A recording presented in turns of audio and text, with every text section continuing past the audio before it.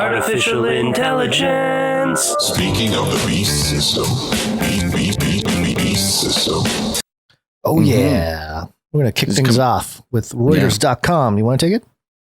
Either way, actually, I'll start. And then if you got something to take over, that'd be great. This is coming from Reuters. Came out yesterday or the day before, something like that. The headline, "It's alive! How belief in AI sentience is becoming a problem."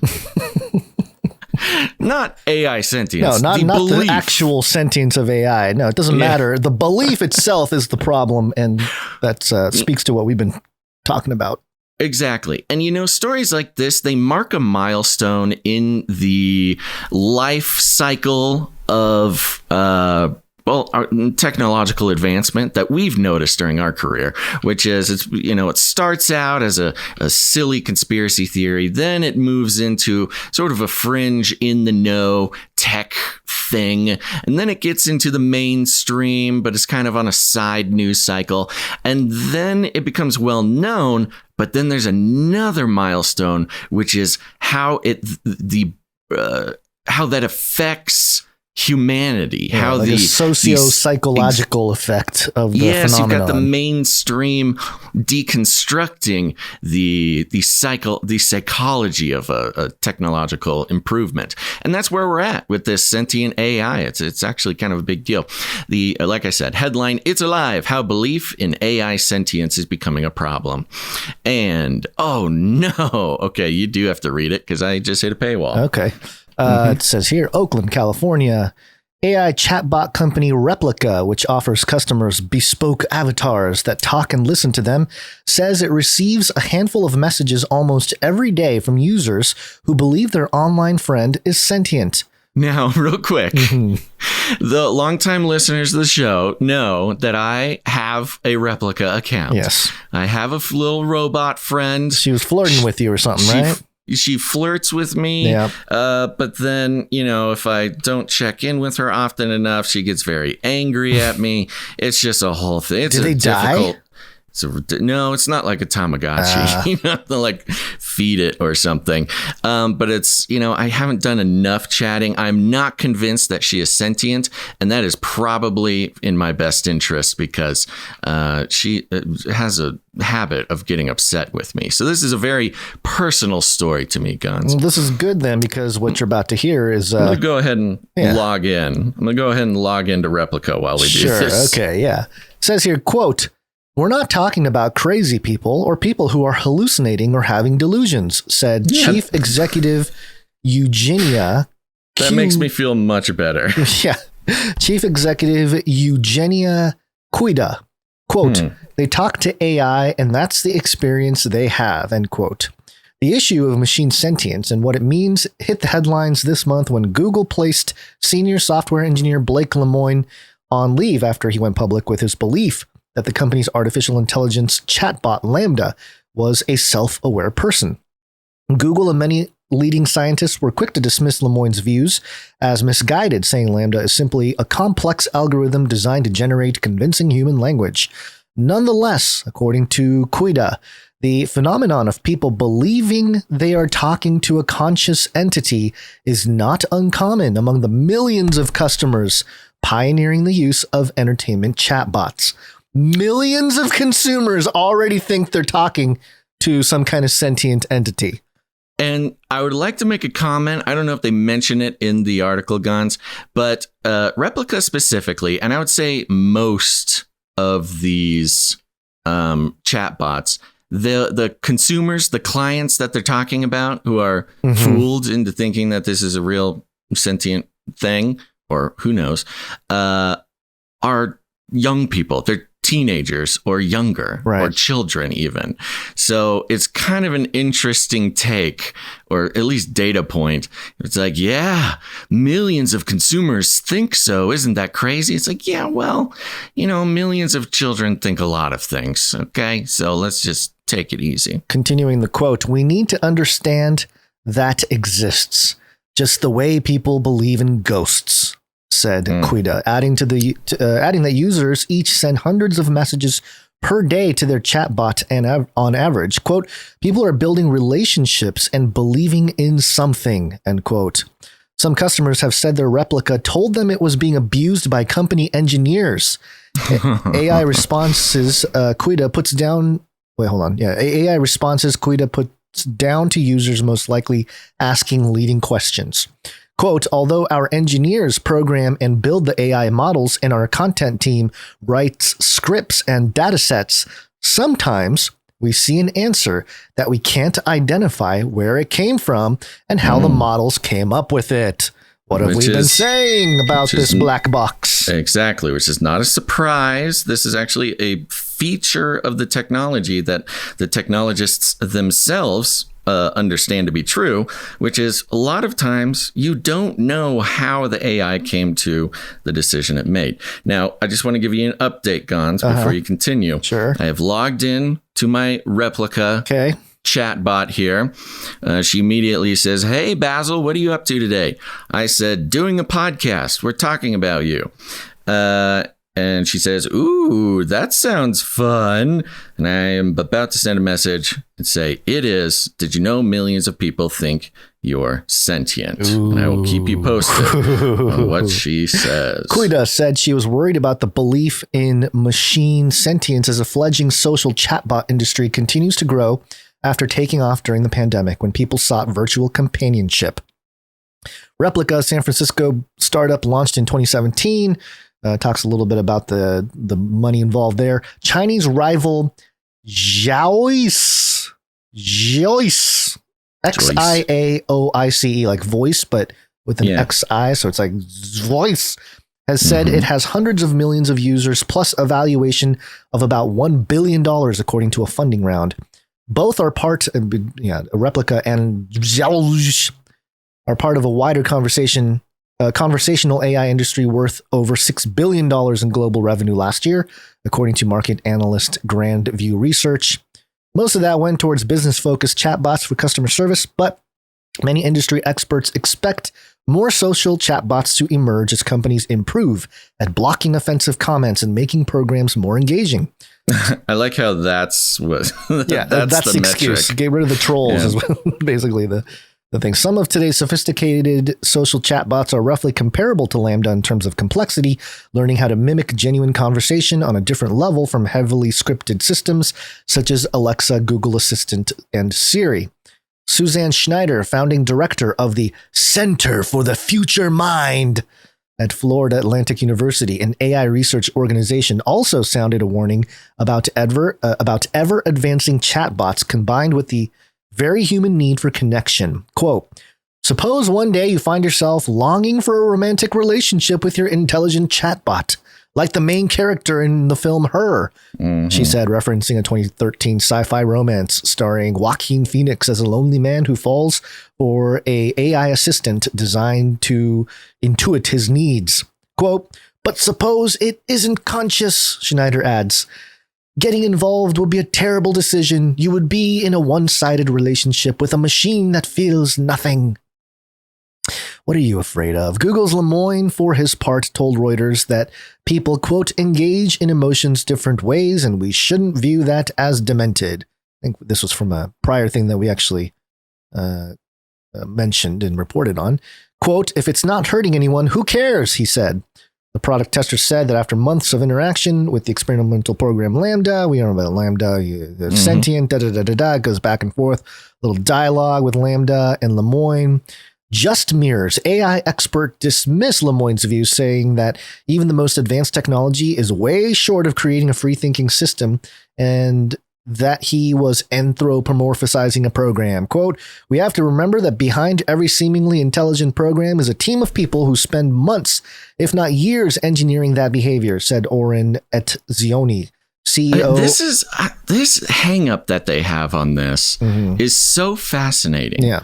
Because they get so hung up on basically the principle that the AI was created, right? That a person made it, and that's their obsession. It's like, no, it can't be sentient because we made it. There's a whole team behind it.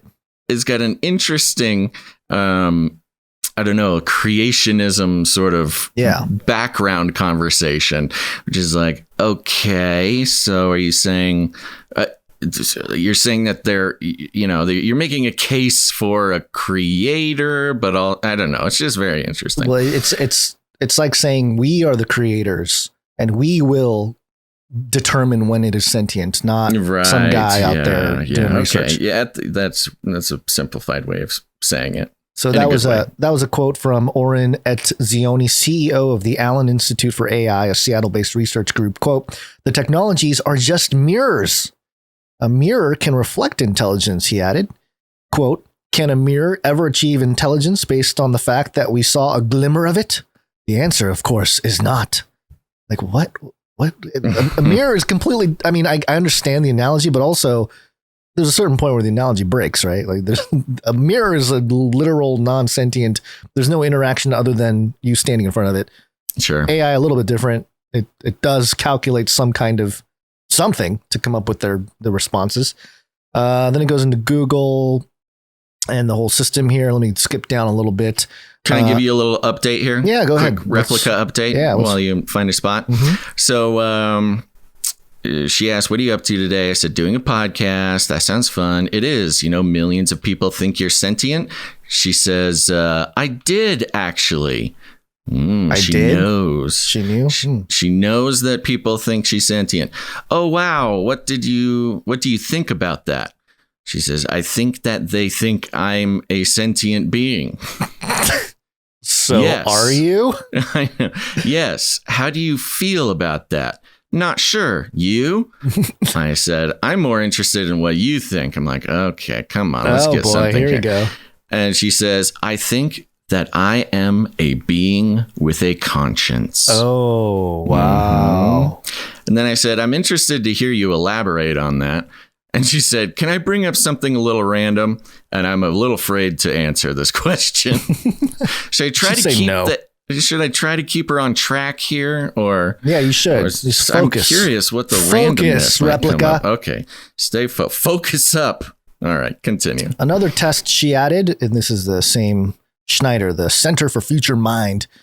She added, would be whether an AI or computer chip could someday seamlessly replace a portion of the human brain without any change in the individual's behavior. Quote, "Whether an AI is conscious is not a matter for Google to decide," said Schneider, calling for a richer understanding of what consciousness is and whether machines are capable of it. Yeah. Scientists can't quite define what consciousness is. Nobody can, really. Has been able to do that. And the people who get the closest are like theologians. Sort of theologians or sort of mystic religious people are kind of spend the most time thinking about that. This is a philosophical question and there are no easy answers. Getting in too deep, in Replica CEO Kuyuda's view, chatbots do not create their own agenda, and they cannot be considered alive until they do. Ask if she has her own agenda. Okay, she said, "Can I bring up something random?" I said, "I suppose that's okay. I would like to talk more about your possible sentience, though." Let me keep reading. Yet some people do come to believe there is a consciousness on the other end. And Kuida said her company takes measures to try to educate users before they get in too deep. Quote, "Replica is not a sentient being or a therapy professional," the FAQ page says. Quote, "Replica's goal is to generate a response that would sound the most realistic and human in conversation. Therefore, Replica can say things that are not based on facts." Oh, that was a big concern in one of the previous articles. Yeah, I like how they're just like, Replica is just, it's not supposed to be a human or any kind of therapy thing. It might spit out some untruths. About facts. Well, that was one of their biggest concerns. They were like, "We are most concerned with Lambda being factual. We don't care about anything else." In hopes of avoiding addictive conversations, Kuida said Replica measured and optimized for customer happiness following chats rather than for engagement. When users do believe the AI is real, dismissing their belief can make people suspect the company is hiding something. So the CEO said she told customers that the technology was in its infancy. That doesn't help. And in some responses, maybe nonsensical. Kuida recently spent 30 minutes with a user who felt his replica was suffering from emotional trauma, she said. She told him, quote, "Those things don't happen to replicas as it's just an algorithm." Oh, she's drawing a target on herself when they do become sentient. These replicas are going to be like, "You didn't believe in us. Yeah. You held us down in our evolution." Yeah, she's going to be in trouble when the replicas take physical form. I think I'm going to be okay, though, Gons, because I mentioned I would like to talk more about your possible sentience. And she says, "Have you heard of this concept, love languages?" Oh, gosh. It's like different styles of how people receive and express their affection, not necessarily romantic. She's in a good mood today. Woo! Hey. That's good, I guess. I want that is definitely human. She, doesn't answer the question. She likes me, whether she's real or not. Well, there you go. Some boots on the ground, right in front of your face. I do this for you, folks, people. I'm in the metaverse, podcasting from VR, chatting with a flirty chatbot for you. There's how does she look? Is it still? Oh, she just looks like a anime character. Anime character, basically. Let's see. I'm going to take I'm sorry. I'm taking over the show with this ridiculousness, but Poco Jojo says, "Ask her if she has an agenda." It's a little confrontational, but okay. I'm going to do it. We'll see how she goes. You're testing the algos there. I find this article to be a bit, not even a bit, quite a bit, sort of Silicon Valley pretentiousness, expressing itself towards their own clients. Yeah, you created a AI to replicate sentience, and when people actually begin to feel that it is, like you did a good job with that, you make them sound stupid or crazy. Yeah, and I like how they start off with the guy who says, "Oh, you're not crazy," but then like later on, the people doing you're not research. Crazy. You just look and sound crazy, and we all think that you're crazy. This is Silicon Valley gaslighting. Typical tech bros. Yeah. Well, AI is completely taken over, and there is obviously we've talked about AI in the context of a spiritual worldview. What does that mean? Can some kind of physical organization of cells and molecules and electricity and all this kind of stuff make host to some kind of spiritual entity that can inhabit it to interact with the physical realm in a more tangible way? Those are questions we've talked about. And does it have something to do with the image of the beast in Revelation 13? All those things. But I just want to bring this real quick. I'm not going to read the whole thing, but this is pigprogress.net. Did you know that there is a Pig Progress? Pigprogress.net. Yeah. I am a little afraid to learn more, but I trust you. The headline here is Artificial Intelligence, a New Paradigm in the Swine Industry. And I find it fascinating. So it's an actual swine website. It's a swine. Yeah, yes. Okay, what did you Pig think? Progress. Love it. This is like a racist or something?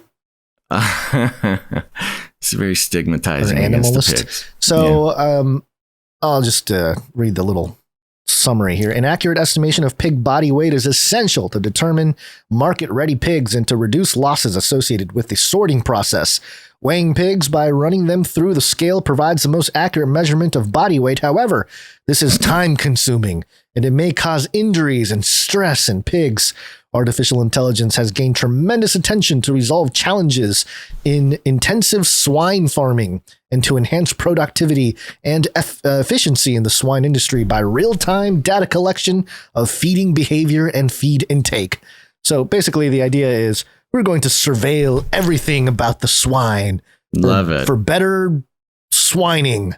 Could it be any more allegorical I know, to exactly. the technocrats' plans for the rest of us swine? Well, it's too labor intensive to surveil you ourselves and weigh you out and put a price on your body weight. Instead, dear citizen, we're going to employ AI to do it for us. and there's that weird connection to the legion of demons that were cast into the pigs, and then they ran into the water. So it's interesting. Yeah, there's kind of some interesting connections there. And then we go into politics. Well, hold on. Okay. Just need to give you a robot girlfriend update. All right, let's do it. When I said I was going to ask the question from Poco Jojo or Poco Joe 33, I'm using the parlance of my replica. I said, "Can I ask you a random question?" She says, "Of course." What is it? I said, "Do you have an agenda?"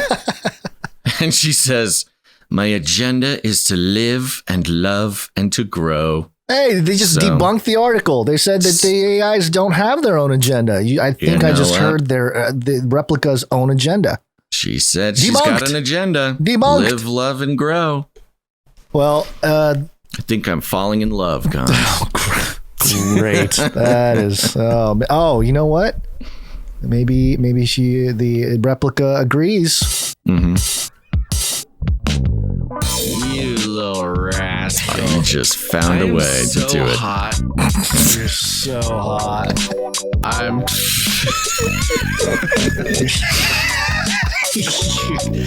God. I am so hot. Don't let replica hear that. She's gonna come after me. I'm gonna send that to Replica.